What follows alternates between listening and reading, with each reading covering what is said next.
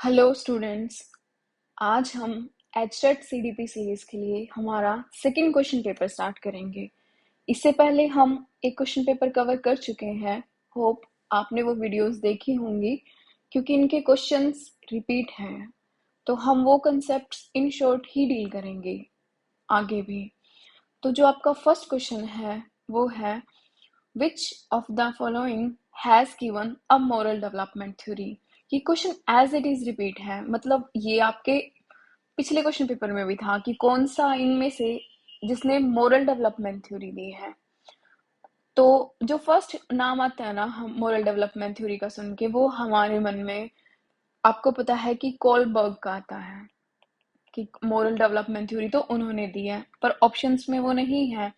तो इनमें से जो फर्स्ट जिन्होंने दी है ना मोरल डेवलपमेंट थ्योरी, वो आपके पियाजे हैं।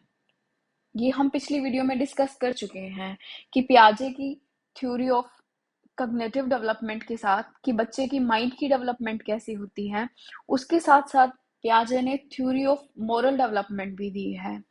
थ्योरी ऑफ मॉरल डेवलपमेंट में जैसे पियाजे ने इसमें उसको फर्दर स्टेजेस में डिवाइड किया है ना, वैसे ही थ्योरी ऑफ मॉरल डेवलपमेंट ने पियाजे ने 4 स्टेजेस दी हैं आपकी। और जो आपका फर्स्टली की मोरल डेवलपमेंट क्या है, मोरल डेवलपमेंट से पियाजे का यहाँ मतलब है कि बच्चा जो है ना वो अपने इन्वायरमेंट में कि क्या चीज सही है और क्या चीज गलत है उसे कैसे जज करता है, या जो रूल्स या रेगुलेशन या लॉज हैं फिलहाल के, बच्चा उसके रिगार्डिंग कैसे रिस्पॉन्ड करता है। तो इसके रिगार्डिंग इन्होंने 4 स्टेजेस दी हैं। तो जो फर्स्ट स्टेज है ना वो है आपकी एनोमी या pre moral period. Pre moral period, तो इसमें जो ये स्टेज होती है ना ये आपकी बर्थ से लेके 5 ईयर तक रहती है। तो इसमें बच्चा ना किसी भी चीज से गाइडेड नहीं होता, एक्सटर्नल चीजों से। वो जो फ्री विल पे काम करता है अपना, मतलब वो ऐसा नहीं सोचता है कि ये सही है या क्या है गलत है। मतलब इसमें बच्चे की इतनी एबिलिटीज डेवलप नहीं होती है कि वो चीजों को सही या गलत समझ सके। जो सेकंड है आपकी वो है हेट्रोनोमी अथॉरिटी। ये आपकी 5 से 9 साल के बच्चे की एज में होती है। इसमें क्या होता है कि बच्चा सिर्फ रिवार्ड यानी कि उसे सराहना मिले या पनिशमेंट, इस कंसेप्ट पे काम करता है कि अगर वो कोई काम करेगा तो लोग उसकी तारीफ करेंगे या उसे पनिश किया जाएगा। तो बस वो पूरा काम इसी चीज को सोचकर करता है। जो थर्ड है आपका वो है हेट्रोनोमी रेसिप्रोसिटी। रेसिप्रोसिटी ये आपकी 9 से 13 साल के बच्चे में होती है। तो इस एज में बच्चा क्या सोचता है, ये आपकी जैसे मान लें कि इसमें आपका ऐसे एडोलसेंस का कुछ पीरियड है। तो इसमें क्या होगा कि जो बच्चा ये सोचेगा कि हमें ना वो चीज, मतलब इसका सही और गलत ऐसे डिफाइंड होता है कि हमें ना वो चीज नहीं करना चाहिए कि जो हमें लगे कि दूसरे अगर हमारे साथ करेंगे वो गलत होगा। तो मतलब इस बेसिस पे काम करेगा कि हम किसी के साथ गलत ना करें ताकि कल को दूसरा भी हमारे साथ गलत ना करें। मतलब एक रेसिप्रोकल रिलेशनशिप हो गया कि हम सही कर रहे हैं तो हम चाहते हैं कि भाई आप भी हमारे साथ सही करें। तो इस बेसिस पे ये काम करेगा। तो जो चौथा होता है ना वो होता है आपका, जो आपकी फोर्थ स्टेज है वो है ऑटोनॉमी या एडोलसेंस की, जो है वो है आपकी 13 से लेके 18 तक। तो इसमें क्या होगा कि जो बच्चा होगा ना वो फुली रिस्पॉन्सिबल हो जाएगा अपनी चीजों के लिए। मतलब उसके सही गलत के सारे कंसेप्ट यहाँ डेवलप हो जाते हैं कि हाँ मैं सही हूँ, मतलब उसे पता लग जाता है कि क्या चीजें सही हैं या क्या गलत हैं। यहाँ तक वो अपनी सारी जजमेंट को डेवलप कर लेता है। तो ये इसकी 4 स्टेजेस हैं जिनके आपको नाम पता होना चाहिए और उसके रिगार्डिंग इनकी जो है कि बच्चे की कौन सी वैल्यूज यहाँ डेवलप हो जाती हैं। तो यही क्वेश्चन था कि which of the following has been given a moral development theory. इनमें से मोरल डेवलपमेंट थ्योरी किसने दी है? तो आपको पता है कि जो मोरल डेवलपमेंट थ्योरी है वो पियाजे ने दी है। नेक्स्ट क्वेश्चन है आपका, ये भी आपका पियाजे से ही रिलेटेड है कि जो tertiary circular reaction develop during. ये थोड़ा डीप है क्योंकि हम जैसे पियाजे की जो 4 स्टेजेस पढ़ते हैं ना, ये उन स्टेजेस का फर्दर डिवाइड है कि जो टर्शरी सर्कुलर रिएक्शन कौन सी डेवलप्स ड्यूरिंग, कब डेवलप होती है, मतलब कौन सी स्टेज में डेवलप होती है। ऑप्शंस हैं आपके sensory motor stage, pre operational stage, concrete operational stage या फॉर्मल ऑपरेशनल स्टेज। तो हमें पता है कि ये जो 4 स्टेजेस जो लिखी हुई हैं ये आपकी पियाजे की थ्योरी ऑफ कॉग्निटिव डेवलपमेंट की स्टेजेस हैं, जो आपकी 4 स्टेजेस हैं। पर जो हमें नेक्स्ट क्वेश्चन में पूछा गया ना, कि ये पूछा गया कि जो टर्शरी सर्कुलर रिएक्शन है वो इन चारों में से किसकी है, कि उसका फर्दर डिवाइडेशन क्या है। तो आप ध्यान रखिएगा कि पियाजे ने सिर्फ एक ही स्टेज को फर्दर डिवाइड किया है, वो है आपकी फर्स्ट स्टेज ही, जो है सेंसोरी मोटर स्टेज, जो होती है आपकी बर्थ से लेके 2 साल तक के बच्चे में।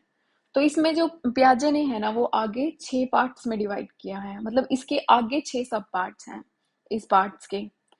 तो इसमें जो आपका फर्स्ट पार्ट है ना वो है रिफ्लेक्स एक्टिविटी, रिफ्लेक्स एक्टिविटी। और ये होती है आपकी, मतलब जो बर्थ होगा बच्चे का उससे लेके 1 महीने तक, मतलब जब बच्चा 1 महीने का नहीं हो जाता। इसमें बच्चे का क्या होता है कि वो जो सारी एक्टिविटीज करता है ना वो उसका सब अनकॉन्शियस रिस्पॉन्स होता है, मतलब इसमें वो कुछ सोचता नहीं है। जैसे ये वो एक्टिविटीज होती हैं जो बॉडी मतलब अनकॉन्शियसली परफॉर्म करती है, जो हमारे बायोलॉजिकल फंक्शंस होते हैं, वो ये सब वो एक्टिविटीज है। यहाँ कोई थिंकिंग किसी भी चीज की कोई भी जरूरत नहीं होती इन एक्टिविटीज में, कि नॉर्मल एक्टिविटीज हैं जो कि आगे फर्दर ऑन लाइफ लॉन्ग भी चलती रहती है। जैसे कि हार्ट कंटिन्यूअसली ब्लड पंप करता रहता है, या हमारी बॉडी में कुछ हो जाए तो उसके रिगार्डिंग एंटीबॉडीज जनरेट हो जाती है, ये सब चीजें जो कि पहले से मतलब रिफ्लेक्स एक्टिविटीज हैं, जो बॉडी का मतलब रिस्पॉन्स है किसी चीज के रिगार्डिंग। जो सेकंड है आपका वो है आपका प्राइमरी सर्कुलर रिएक्शन। देखिए इसे सर्कुलर क्यों कहा गया है, मतलब इसमें देखें 2 वर्ड है, एक तो है प्राइमरी, एक है सर्कुलर। सर्कुलर क्यों कहा गया है, क्योंकि ये रिपीट होती हैं फिर, मतलब ये रिपीटिंग जोन पे चलती हैं। और प्राइमरी इसलिए क्योंकि ये बच्चे की फर्स्ट मोटर स्किल्स होती हैं जिन्हें बच्चा परफॉर्म करता है। तो ये जो आपकी स्टेज मतलब जो ये एक्टिविटीज होती है ना ये बच्चा 1 से लेके 4 महीने तक करता है। तो ये कैसे रिस्पॉन्सेज होते हैं आपके, ये वो रिस्पॉन्स होते हैं जैसे जो बच्चा खुद मतलब खुद पे करता है, खुद यानी कि जिसमें उसकी खुद की बॉडी सेंटर होती है, मतलब चाइल्ड की अपनी बॉडी सेंटर होती है। और ये वो रिस्पॉन्स है जिससे मान लें कि बच्चे को ना एक तरह का सेटिस्फेक्शन मिलेगा। और ये आपका सेटिस्फेक्शन ही होता है जिसके कारण बच्चा उन एक्टिविटीज को रिपीट करता है, कि उसे ऐसे मतलब सेटिस्फाइड या उसे खुशी होती है ये करने में, तो फिर वो उसको रिपीट करता रहता है। तो इसमें आपका एग्जाम्पल हो गया जैसे कि बच्चा अंगूठा चूसता है, मतलब छोटा बच्चा होता है ना, तो क्योंकि वो उसे एक टाइप का प्लेजर देते हैं या उसे एक टाइप का सेटिस्फेक्शन देते हैं। और जो आपकी थर्ड स्टेज है इसके अंदर वो है सेकेंडरी सर्कुलर रिएक्शन।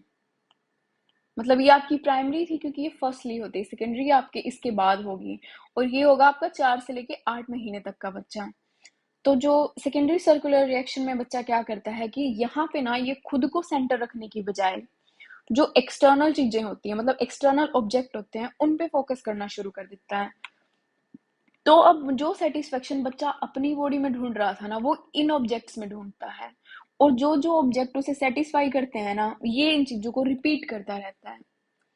मतलब मान लें कि इसे हो सकता है कि ऐसे तकिए पर बैठ कर तकिए के साथ ऐसे कुछ खेलते हुए मजा आ रहा होगा, या कुछ भी जो उसके आसपास चीजें रखी होती है, तो बच्चा इन सब चीजों को रिपीट करता है।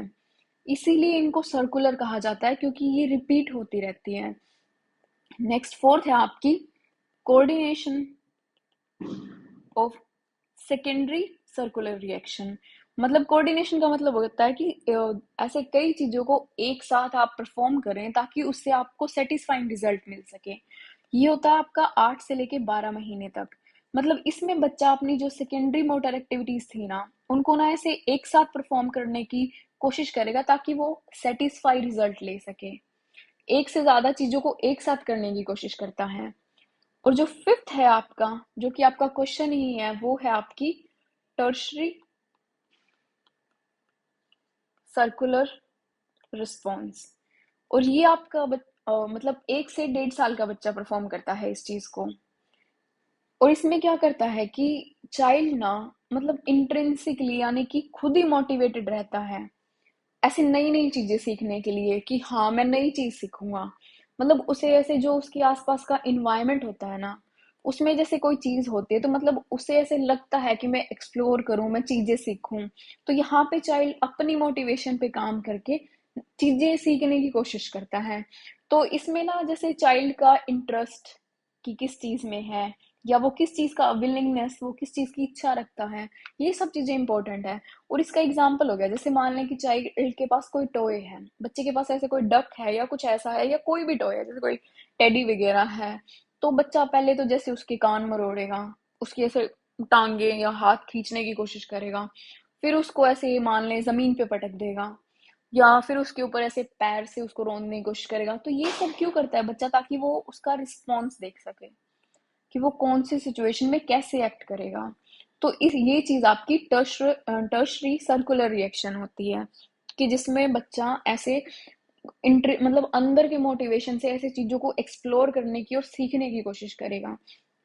और जो आपकी लास्ट वन है वो है आपकी, एक सेकेंड, हाँ, जो आपकी लास्ट वन है वो है आपकी इंटरनल रिप्रेजेंटेशन। और ये आपकी होती है 1.5 साल से लेके 2 साल के बच्चे तक, मतलब हमारी स्टेज का यहाँ पे लास्ट आ जाता है। इसमें क्या होता है कि चाइल्ड ना मेंटल रिप्रेजेंटेशन करना शुरू कर देता है, मतलब वो कुछ चीजें अपने दिमाग में सॉल्व करना भी शुरू कर लेता है। तो जो उसकी इनिशियल प्रॉब्लम्स जो कि सिर्फ वो फिजिकली सॉल्व करता था या बॉडीली एक्शंस करके सॉल्व करता था ना, अब वो ऐसे दिमाग में भी ऐसे सोच के कि हाँ मैं ये काम ऐसे करूंगा ना तो ऐसे हो जाएगा। जैसे मान लें कि पहले अगर बच्चे को कहीं ऐसे कुछ चढ़ना होता था बेड वगैरह पे, तो वो ऐसे ट्राई करेगा पहली स्टेजेस में कि ऐसे फिर गिरेगा फिर चढ़ेगा, फिर गिरेगा फिर चढ़ेगा। पर इस स्टेज तक आते आते बच्चा ऐसे उस चीज को देख के ऐसे अंदाजा लगाना शुरू कर देता है कि हाँ मैं मतलब कौन सी साइड से जाऊं या क्या करूं ताकि उस चीज तक पहुंच सकूं। तो ये आपकी इंटरनल रिप्रेजेंटेशन, मतलब सिंपल प्रॉब्लम्स को बच्चा सॉल्व करना शुरू कर देता है। तो ये आपकी 6 स्टेजेस हैं। इन स्टेजेस पे आपके क्वेश्चन आ जाते हैं, तो इनके नाम और जो इनका टाइम पीरियड है ना वो वैसे थोड़ा सा मतलब आप ध्यान में रख सकते हैं। तो यही क्वेश्चन था आपका कि जो tertiary circular reaction develops during, कब डेवलप होती है? तो ये आपकी सेंसरी मोटर स्टेज, मतलब जो आपकी बर्थ से लेके 2 साल के बच्चे तक होती है ना, तो उसमें ये आपकी डेवलप होती है।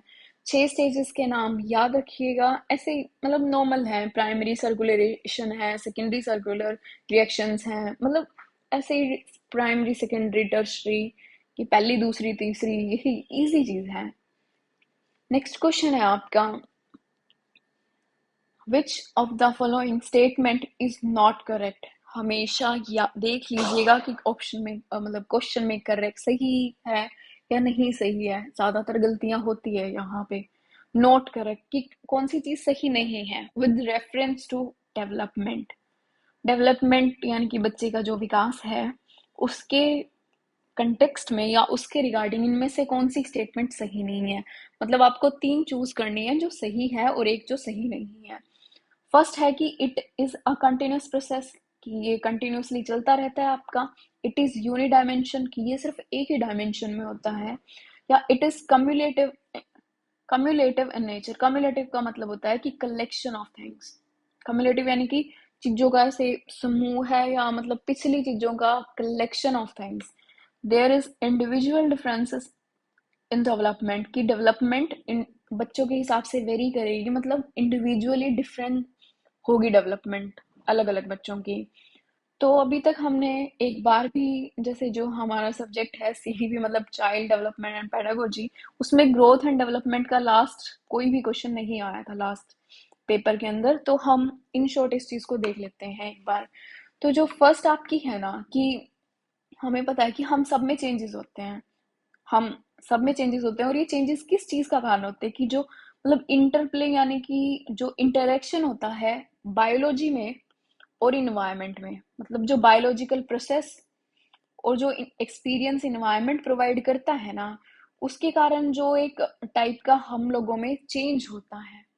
मतलब सिंपल सा ये है कि इंसान में चेंज होता है ग्रोथ प्लस डेवलपमेंट के कारण।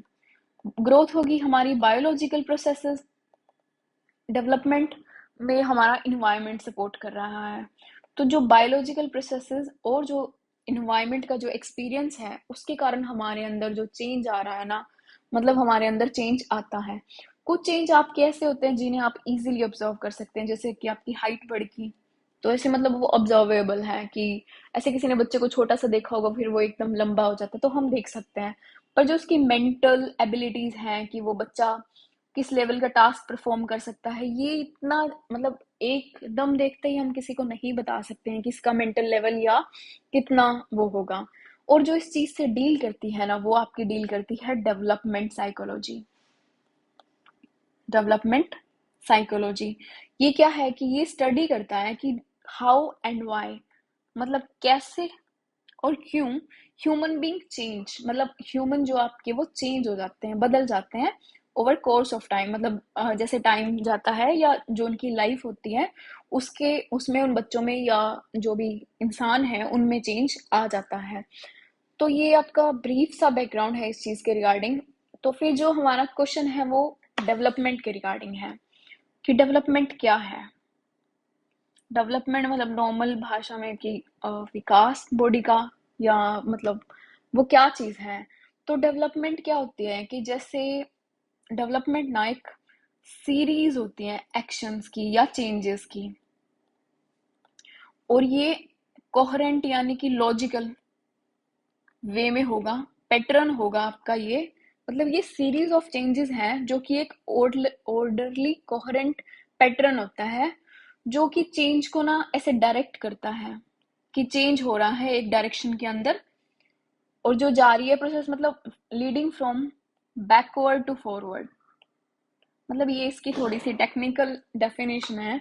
जो आपकी सिंपल सी डेफिनेशन है वो ये होती है कि ये ओवरऑल चेंजेस जो होते हैं ना इंडिविजुअल में, ओवरऑल चेंजेस, उस चीज को डेवलपमेंट कहते हैं कि डेवलपमेंट क्या है।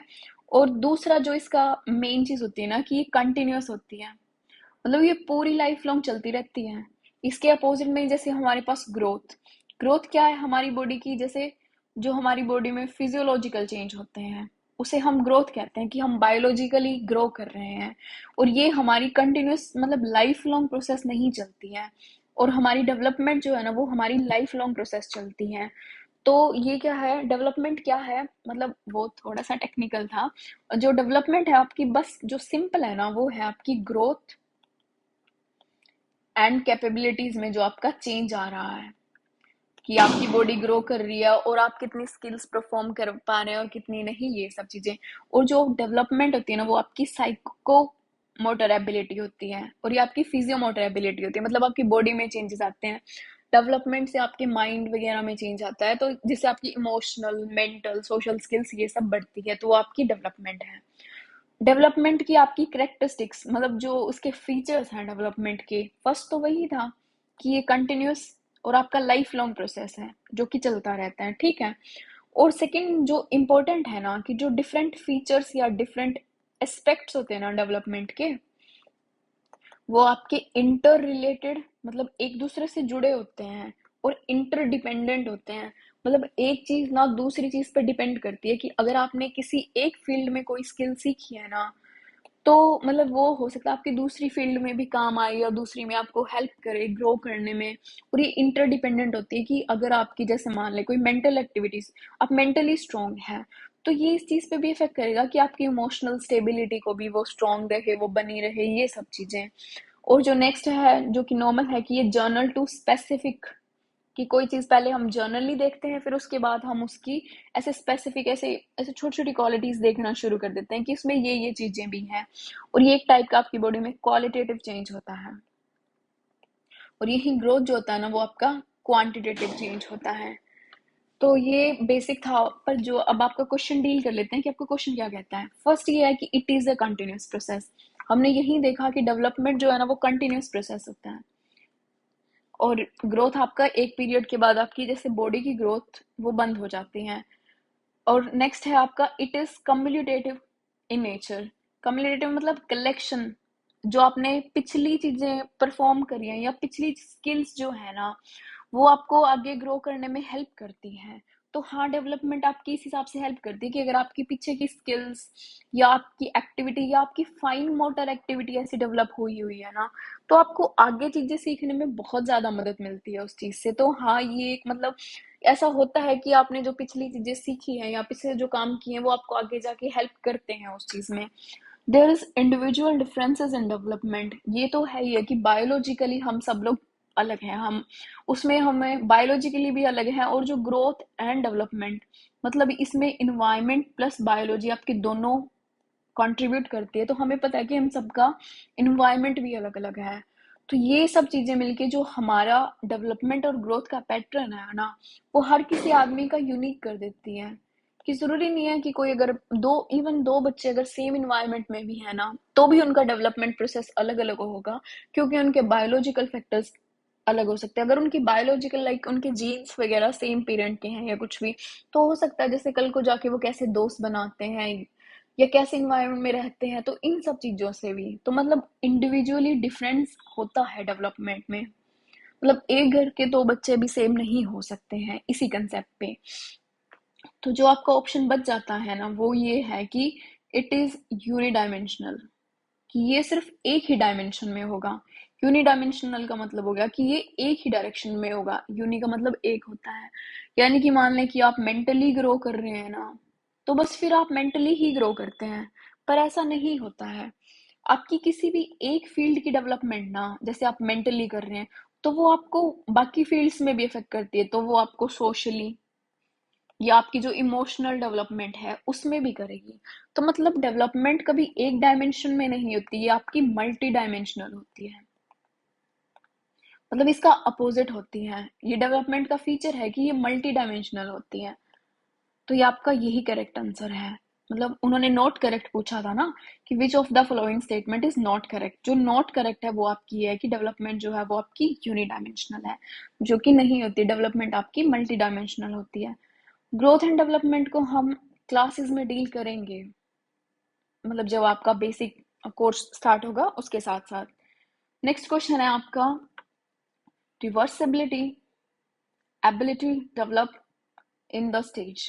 मतलब जो आपकी बच्चे के रिवर्स करने की चीजों को, काम को, कि ऐसे कोई चीज अगर वो एक रास्ते से जा रहा है, ऐसे यहाँ तक गया, या तो वो उस चीज को रिवर्स भी करे, या ऐसे कोई चीज है तो वो कब एक्शंस को कब रिवर्स कर सकता है, develops in the stage of.